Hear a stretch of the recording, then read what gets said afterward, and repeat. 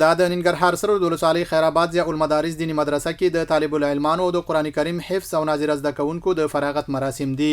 په دغه مراسمو کې د لوی دورې وړي دورې قرآن کریم حفظ او ناظره زده کوونکو ته د فضیلت لونګۍ د علماو او شيوخو له لوري وتړل شوې. د دغه دینی مدرسې محتمم وایي له مدرسې هر کال سلګونه زده کوونکي په بیلابېلو برخو کې فارغېږي چې په خبره یې سږ کال څه د پاسه 200 تنه فارغ شول. دا نن کوم چې موږ فارغین ورکړل 48 فارغین د لوی دورې و، 50 د وړې دورې فارغان و، 18 مجوید تجوید والا و او 18 حافظان و او تقریبا 80 کسه چې و دغه ناظره کسان و. د لوی دورې فارغ یو طالب وایي ډیر خوښ دی چې خپل زده کړې تر دې ځایه راورسولې او په خبره یې لا نورې زده کړې به کوي.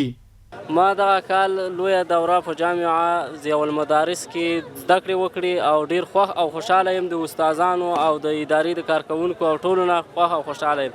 موږ ته یې ډیر خدمت وکړي او موږ ته یې د روحیه راوبخله. د دې علم نه د موږ مقصد همدا دی چې موږ هیوادوالو ته ګټه ورسوو او هیوادوالو ته پیدا ورسوو او درس او تدریس وکړو. موږ همدا مقصد دی. د وړې دورې یو بل فارغ له ټولو ځوانانو غواړي چې دیني او عصري زده کړې دې وکړي او دغه هیوادوالو ته چې دی هغه زمونږ پیغام دا دی چې دوی ټول چې دی سره د دیني علم عصري علم هم وکړي. موږ دواړو ته ضرورت لرو. اول قدم کې چې دی موږ دین له ضرورت لرو، اسلام او دا چې دی په دیني زده کړو سره کېږي. ناول دیني زده کړې وکړي، وروسته د دینه چې دی بیا خپله مراجعه وکړي عصري زده کړو ته.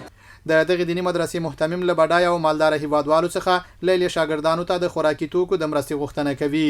وایي د مدرسې تعمیر هم په نیمه کې پاتې او باید په جوړولو کې همکاري وشي.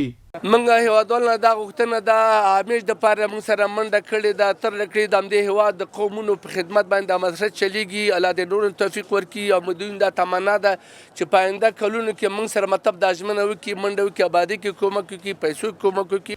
په سره رود ولسوالۍ خیراباد سیمه کې د ضیاء المدارس په نوم دغه دیني مدرسه چې تر ډیره په ولسي چنده چلیږي 10 کاله مخکې تاسیس شوې چې تر اوسه په 12 دورو کې زرګونه عالمان او د قرآن کریم حافظان فارغ کړي.